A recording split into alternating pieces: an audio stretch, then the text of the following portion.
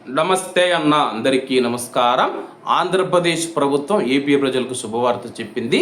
ప్రస్తుతం మనం చూసుకుంటే రేషన్ కార్డులు అప్లై చేసుకోవాలని, దరఖాస్తు చేసుకోవాలని, అలాగే రేషన్ కార్డులో ఎవరైనా యాడ్ చేసుకోవాలన్నా సరే, కానీ ముఖ్యంగా భార్యాభర్తలు ఎవరైతే ఉన్నారో వాళ్ళకు మ్యారేజ్ సర్టిఫికేట్ అయితే ఎక్కువగా అడుగుతూ ఉన్నారు.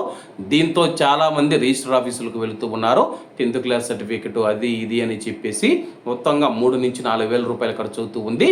అలాగే చదువు రాని భార్యాభర్తలు ఎవరైనా ఉంటే కానీ వాళ్ళు డెంటల్ డాక్టర్ దగ్గరికి వెళ్ళి ఏజ్ ప్రూఫ్ సర్టిఫికేట్ అయితే తేవాల్సి ఉంటుంది.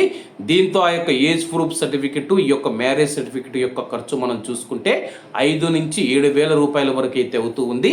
దీంతో చాలామంది చూసుకుంటే రేషన్ కార్డుకు అప్లై చేసుకోలేకపోతూ ఉన్నారు.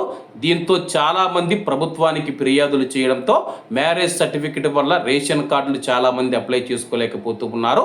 అలాగే రేషన్ కార్డులో కూడా యాడ్ చేసుకోలేకపోతూ ఉన్నారని తెలపడంతో దీంతో ఆంధ్రప్రదేశ్ మంత్రి నాదెండ్ల మనోహర్ గారు అయితే కీలక ప్రకటన చేయడం జరిగింది.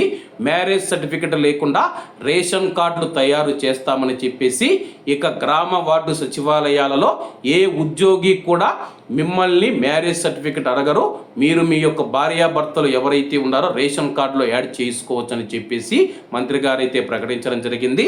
అలాగే తాజాగా మనం చూసుకుంటే ఈ యొక్క రేషన్ కార్డుకు సంబంధించి ఏపీ ప్రభుత్వం వాట్సాప్ గవర్నెన్స్లో రేషన్ కార్డు సేవలు ఎట్టకేలకు అందుబాటులోకి వచ్చాయి.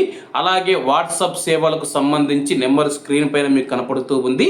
ఆ నెంబర్కు హాయ్ అని మెసేజ్ చేస్తే సేవను ఎంచుకోండి అనే ఆప్షన్ వస్తుంది. ఆ తర్వాత పౌర సేవలు, సివిల్ సప్లైస్ సేవల పైన క్లిక్ చేయాలి.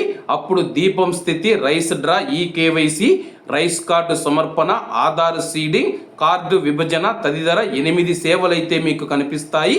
ఇవాళ రేపో కొత్త రైస్ కార్డును దరఖాస్తు చేసుకునే ఆప్షన్ కూడా వస్తుందని చెప్పి అధికారులు తెలుపుతూ ఉన్నారు.